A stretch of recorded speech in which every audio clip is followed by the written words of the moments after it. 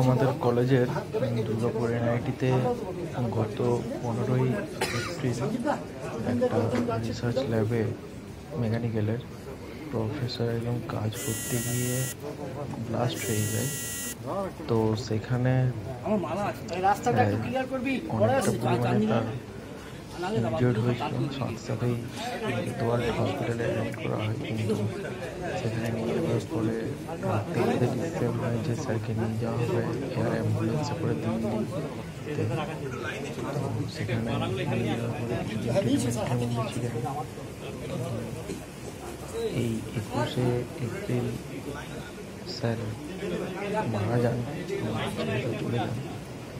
22 April স্যারকে কলেজে আমাদের আবার নিয়ে আসা হয়। স্যারকে আবার গাড়িতে করে নিয়ে আসা হলো। যখন ইনসিডেন্টটা হয়েছিল তখন স্যারকে অ্যাম্বুলেন্সে করে সাথে সাথে হসপিটালে পৌঁছে দেওয়া হয়েছিল জীবিত অবস্থায়। কিন্তু আবার স্যার কলেজে ফিরে এলেন আমাদের ঠিকই, কিন্তু সেই দেহে আর কোনো প্রাণ নেই তার। নিথর অবস্থায় আবার কলেজে ফিরে এলেন, মানে কলেজে থাকাকালীন কর্মরত অবস্থাতেই তিনি তার প্রাণ হারালেন। এটা আমাদের পুরো কলেজের কাছে একটা কষ্টের জায়গা। মেকানিক্যালের প্রফেসর বোসাক।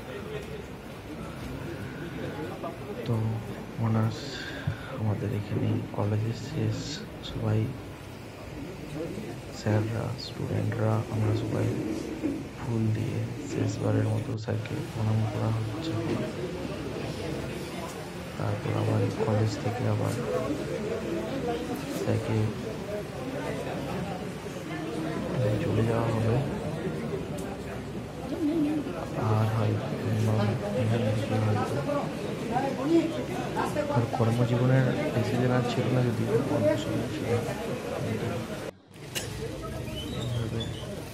আমাদেরকে স্যার ছেড়ে চলে গেলেন আর কি। এটা আমাদের মেন একাডেমিক ব্লক। স্যারকে এখানে নামানো হয়েছিল। আবার এখান থেকে আবার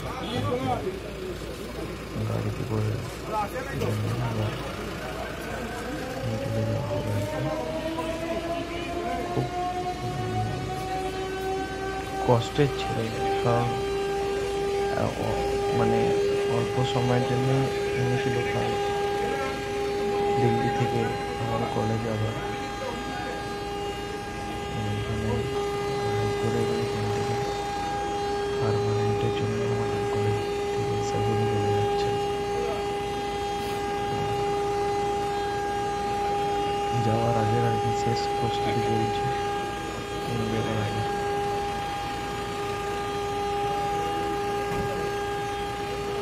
পুরো কলেজ স্তব্ধ এবং কলেজে 12:15 দিকে নিয়ে আসা হয়। আর সেকেন্ড হাফটা ছুটি দিয়ে সাসপেন্ড করা হয়েছে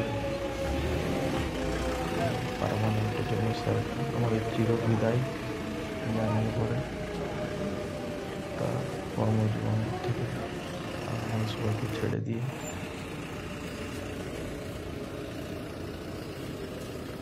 শেষবারের জন্য বেরিয়ে গেলেন। যেখানে থাকবেন ভালো থাকবেন স্যার। ওম শান্তি, ওম শান্তি, ওম শান্তি।